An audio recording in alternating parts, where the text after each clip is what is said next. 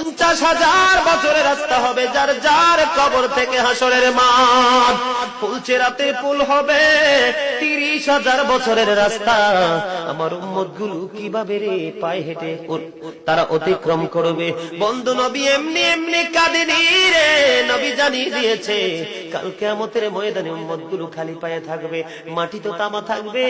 ও বন্ধু, তাদের শরীরে কোনো পোশাক থাকবে না, উলঙ্গ অবস্থায় থাকবে। এমন মা আয়েশা প্রশ্ন করলো, গো প্রাণের নবী, জানতে মনে চায় নবী গো, এই যে আপনার উম্মত গুলো উলঙ্গ অবস্থায় খালি পায়ে সবাই থাকবে গো নবী, তারা কি নারী পুরুষ একসাথে? কয় হ্যাঁ, নারী পুরুষ একসাথে। তারা কি কেউ কারো দিকে নজর দিবে না?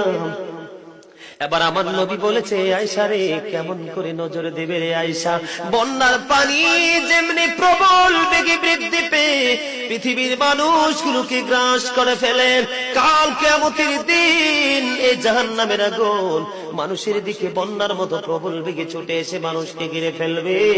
এত ভয়ঙ্কর হবে রে আয়েশা কেরা, এত ভয়ঙ্কর হবে আসরের দিন, এত ভয়ঙ্কর হবে সেই দিন। আর সেদিন এত বিপজ্জনক হবে, একটা পুরুষ আর একটা নারীর দিকে তাকাইবার মতো সুযোগ থাকবে না।